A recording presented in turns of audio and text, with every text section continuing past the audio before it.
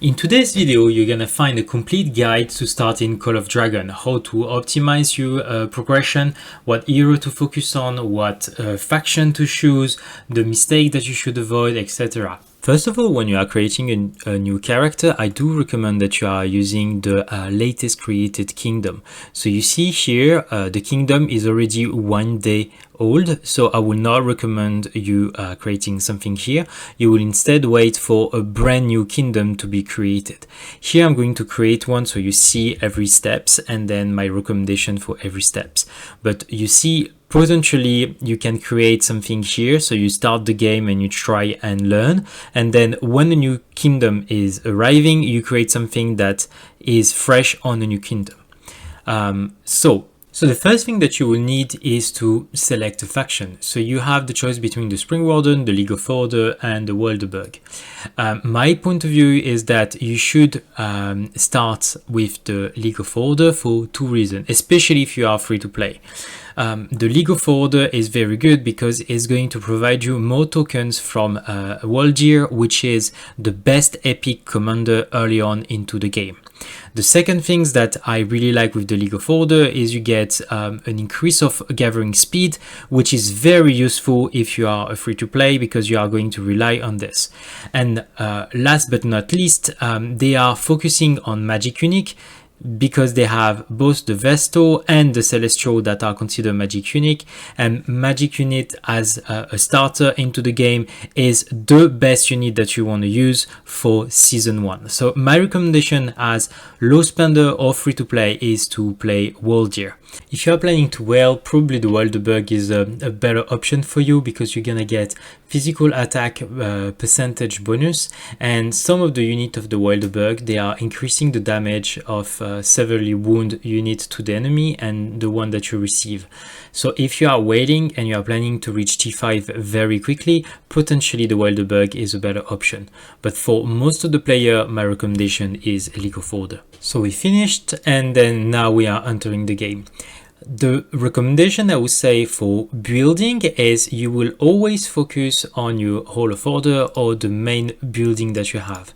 So the main building is going to have some requirement to be upgraded. So you see here I need to build just this, and then as I'm going to progress, the requirement is going to increase and increase and increase. As soon as you can, you want to build the Alliance Center.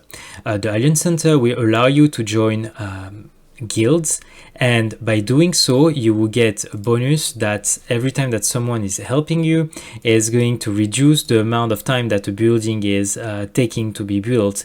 Same for researchers, and you see this number of time that you can help is increasing with the number of level. So it's very important that every time that you are increasing your Hall of Order by 1 level, the first building that you are building is Alliance Center. This is very important. I will try also to keep a good level on the College of Order or the research building that you are having. Bear in mind that research, you have 2 tabs. Sometimes it can be a little bit tricky if you haven't seen it. So you want to build the Island Center, then you want to build potentially the College of Order, and then you want to build all the requirements to increase your whole level to the next level.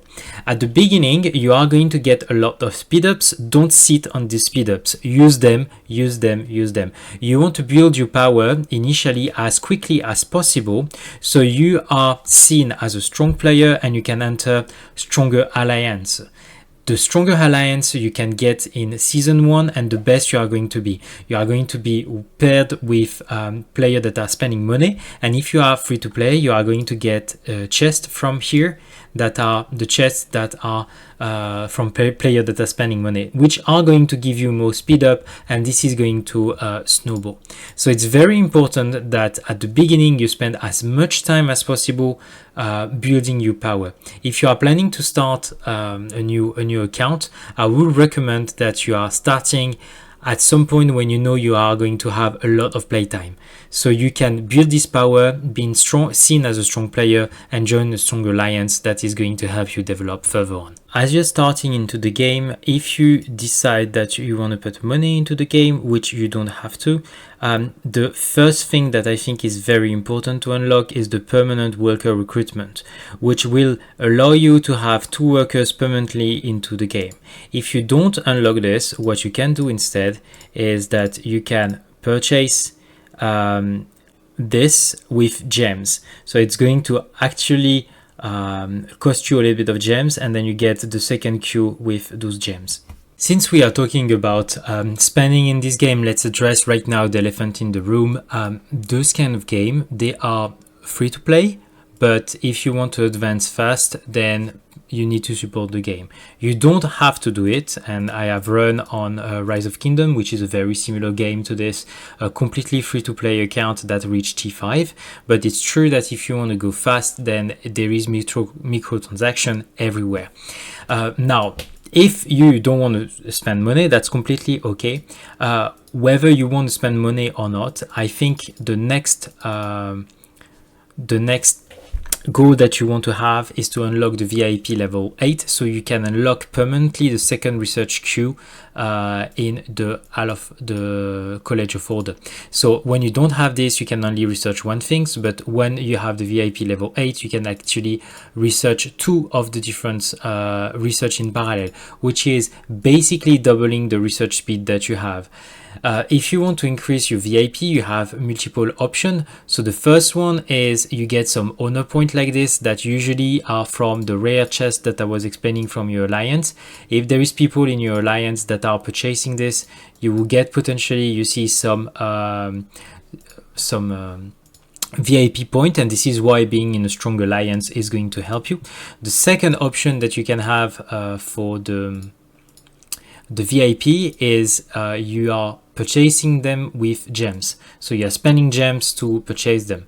I believe that having the level 8 quite quickly is very important, so you can actually unlock this research queue. The second benefit of being level 8 is that you are going to unlock the daily gifts with the legendary statue, I mean the legendary head of the legendary hero that you already own, and this is going to be very important to build your army later on. The next point that I wanted to talk about is how you farm experience. So you see that there is some darklings around your city, and here you will have some action points that you will regenerate through time, the command point.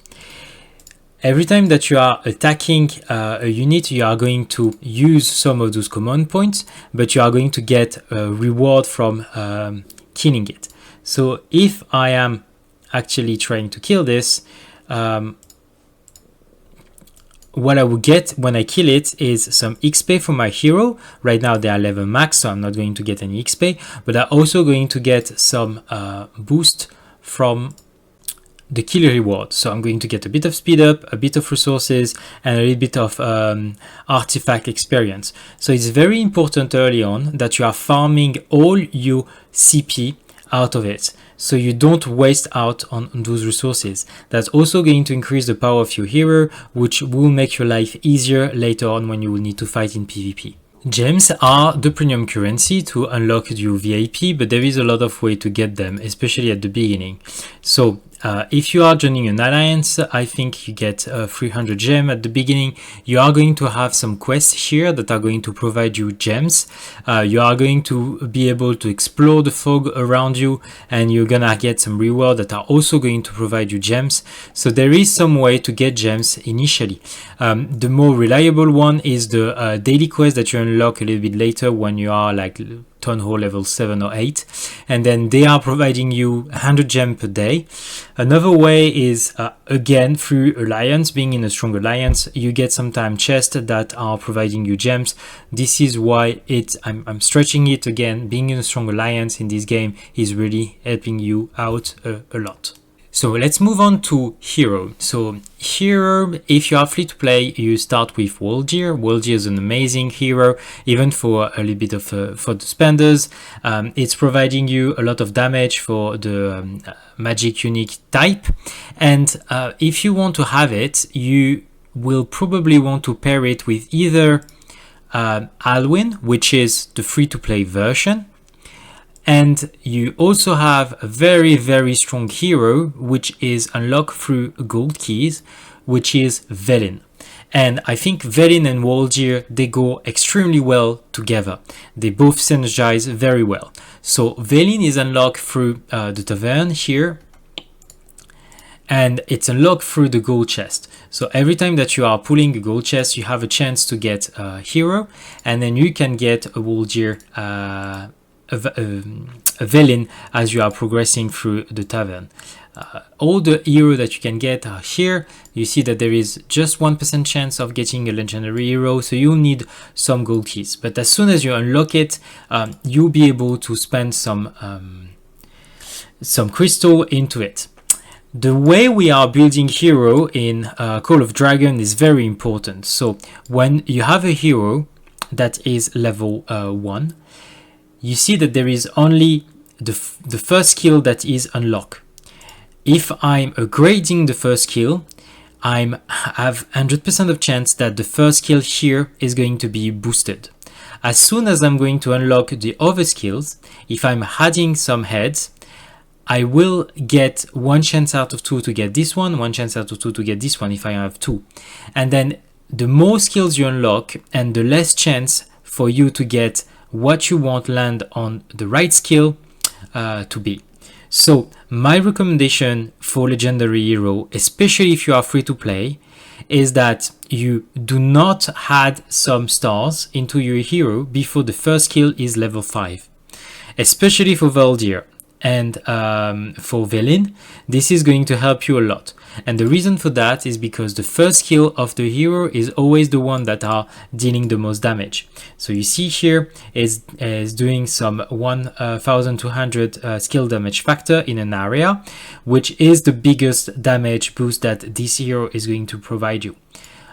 If you are upgrading it to a 2nd star when this is maxed, you will have all your point landing on this one because this one is maxed, and this one is pretty nice as well.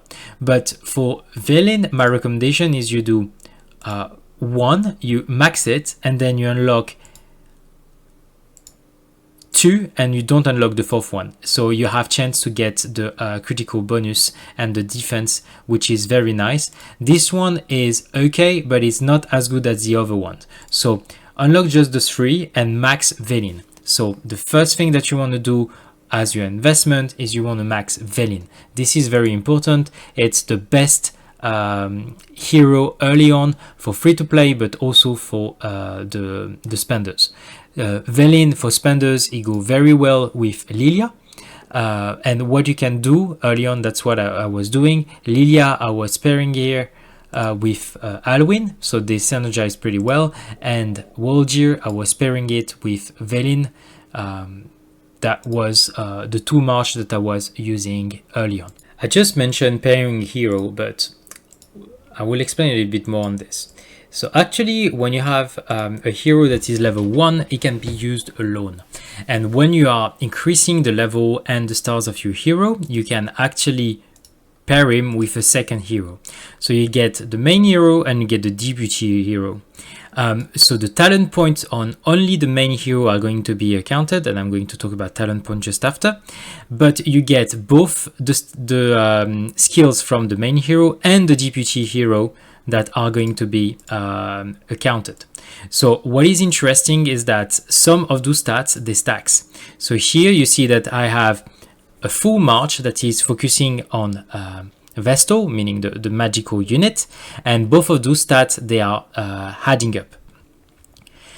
This is especially true for Gathering Hero. When you are increasing the level, the Gathering Hero can take a deputy hero that will help also gather quicker certain resources. So this is the deputy hero. Now regarding the talent tree of a hero, if you go here and you go in talent, you have a lot of things that you can use. My recommendation for Valdir here is that you go with the skill talent tree here, and you go for Thirst of Blood. So that's the skill tree that I recommend. And then after you go for magic, you take those nice march speed bonus, which is quite important and very often underestimated. And then you go for this. So that's the skill tree that I recommend for Valdir. And then you are pairing it with Velin, and Velin, because it's second, you don't need to care about the talent tree. So that is my recommendation. If you are investing money and you are using Lilia, the talent tree is the same. I will go for the skill talent tree. And here I have made a little bit of change versus the one that I showed you before, because I like to have more rage with my Lilia. So I don't go for this, but I go with more rage on my Lilia.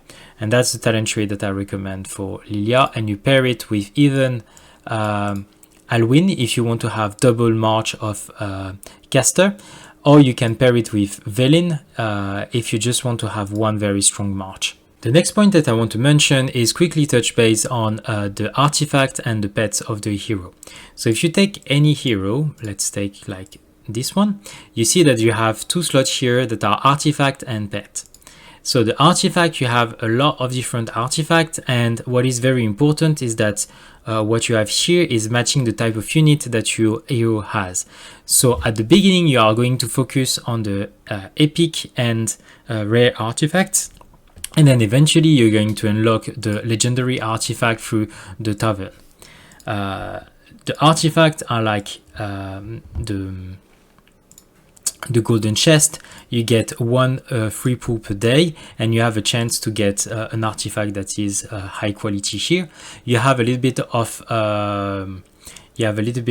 PT, so I think every 90 pull you get a free gold artifact. Like I get one here, so here I get the Lucian Horn, which is something to help you gather. There is a second type of artifact, which are the Forge Key artifact, and this is a whale artifact, which are providing you way more value than the standard one, and they are used with a certain event that are using this special key, the Forge artifact key. And actually this is very important that as early as possible you are trading some resources for those keys. So here, when you have a lot of artifacts, you can scrap the coins, and you can scrap the artifacts like this to get those coins. Same thing for the hero here. You can scrap some of it. So like if I scrap it, I get 3 hero coins.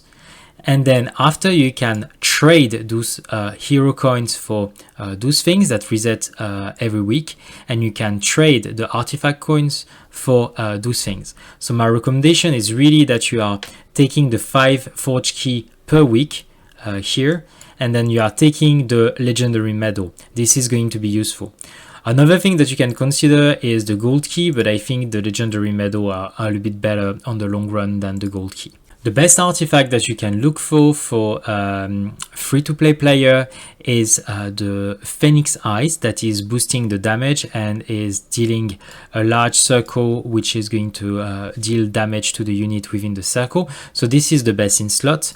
And the second thing that you can look in at the beginning is the Magic Bomb, which is also giving you some damage to your unit, and is providing damage also to the area that you mark on a unit, and every unit around are going to be affected. So this is an option, and the best option is the Phoenix Eyes.